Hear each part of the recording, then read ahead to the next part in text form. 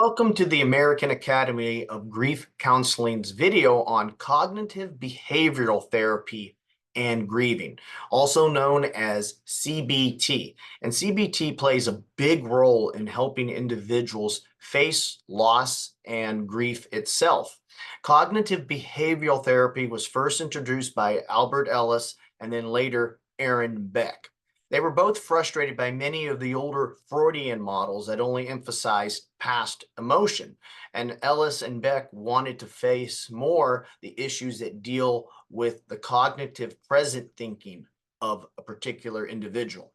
So the idea that an irrational thought affects behavior and emotion.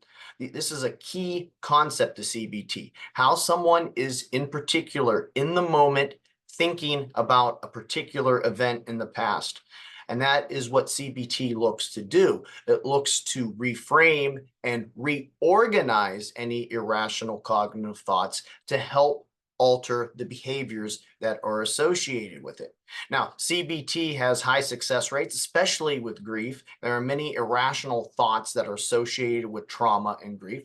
So CBT has a very high success rate. Licensed counselors in grief can utilize it, but also integrate it with other therapies. Sometimes an integrated approach is best than just purely using one system.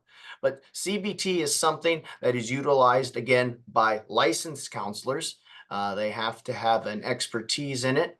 It's not something just for pastoral counselors to use as a therapy if they're treating someone. Although elements of CBT can be plucked and utilized in regular grief discussions with an individual if someone seems to have a distorted view.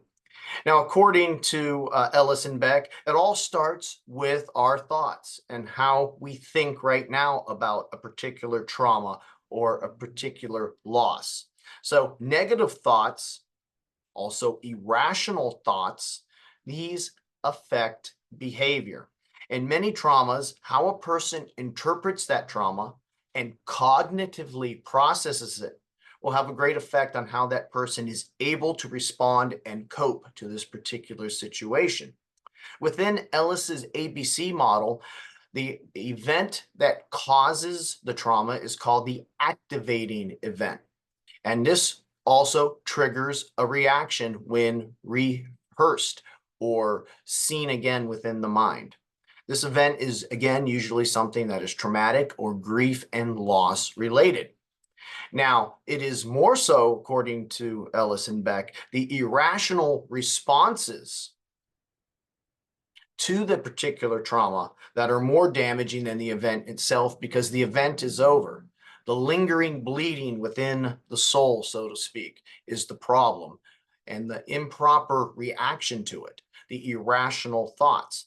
So Ellis encouraged counselors to help clients return to the event, to analyze the faulty assumptions that are identified with it, and to incorporate a reframing of the event so that one can have a more healthy outlook on it. And in essence, that is the foundation of CBT. So CBT then looks to root out various distortions.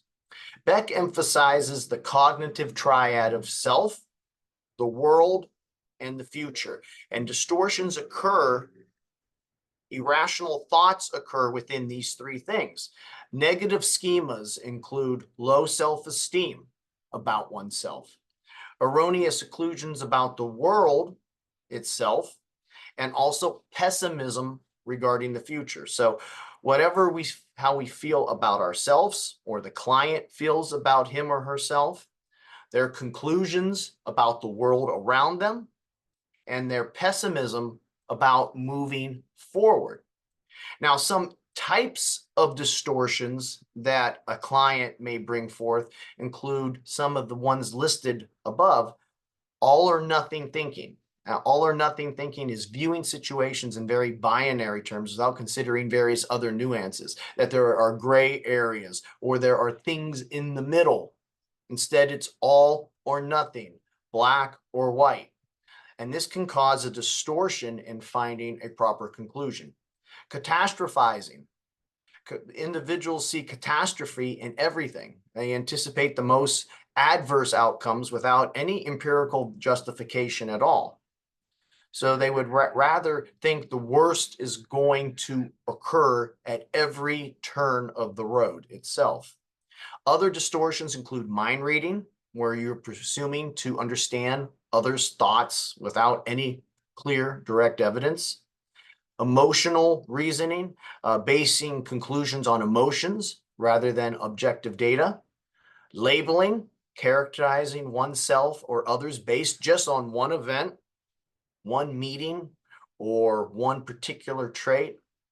Personalization, attributing external events to oneself without a clear causal line that has no effect. So if something was to occur, it really doesn't have bearing on you, but an individual finds every event that occurs to somehow relate to them when the causation is not relevant to what they did. So as counselors, you come across a lot of clients that might have illogical, irrational thinking, and the various distortions that we mentioned will sometimes manifest. You'll have the client that thinks the worst is going to occur. You have other ones that think a particular individual thinks this about them at work or at school. And in essence, the individual really is looking too deeply into it. The other person doesn't even think anything negative, but the individual believes that. So we can look and sort through these and begin to see where our clients are thinking in a negative way with a negative schema, which is hurting their own self-esteem, their own negative conclusions about the world around them, or their own negative values on the future, a very pessimistic attitude in many cases. So the CBT process looks to reframe irrational thoughts and help the individual face the initial trauma and have a healthier outlook on it. Because usually it is the irrational thought process, the cognitive behavior itself that is occurring, that is creating the maladaptive coping. So it starts first with revisiting the activating event, sometimes through a narrative therapy where the individual will discuss in detail about the situation and the counselor listens, or an exposure therapy, which is usually done through a very highly trained licensed professional, where the individual is again exposed through mental discussion about the event itself. Now, it is the counselor's job to help the client identify these emotions and thoughts. The counselor is to uproot distortive cognitive thinking and to help the client see these thoughts and then to present to them a reframing process where different emotions or different thoughts can replace the existing ones that are erroneous or illogical. And it helps the individual reframe what happened to understand better their reaction to it itself. Some counselors recommend doing a role playing in regards to that event where they speak, where the counselor plays a particular actor in a story with the client, and they discuss with each other how this is being manifested within the individual's mind. Giving coping tools is also important with those who have distortive thoughts. It's not just helping them in the session, but when the client leaves. Various coping mechanisms that could be handled when triggers occur that create these negative schemas, these distorted thoughts, could be calming practices such as meditation, or it could also include prayer or whatever would help an individual become more grounded and to feel more comfortable when the anxiety of the irrational thought starts to emerge.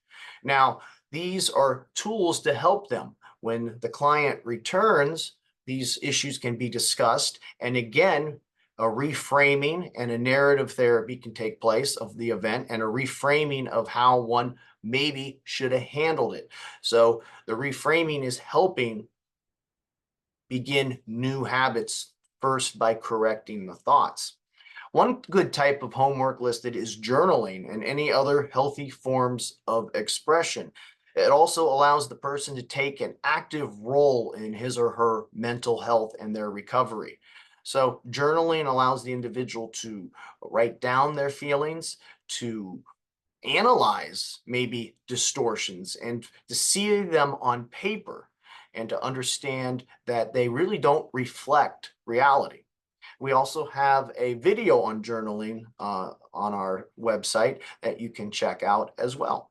So CBT usually involves 20 to 30 sessions or so, depending what the individual needs. And sometimes it's supplemented with other therapies mixed with the CBT, or pharmaceutical care for those who are having issues with their neurotransmitters, with serotonin levels and so forth, or dopamine. Whatever that the counselor thinks would be needed, and then prescribed by a medical doctor or a leading psychiatrist within the organization that the individual is visiting. So that's a little bit on the CBT process, what CBT therapy is. I think it's a very useful one because most of our mental demons are our own, and we create our own by not being able to see clearly. And unfortunately, trauma and grief and other people's perceptions can really become a real anchor around our neck sometimes. And it takes a counselor to be able to open our eyes and to reframe, and that's one of the key words in CBT, reframe. Reframe bad thoughts at a cognitive level to create better behaviors themselves. Below is our grief counseling certification link. Our phone number is 330-652-7776, and our email is info@AIHCP.org. I'd like to thank you for listening, and have a good day.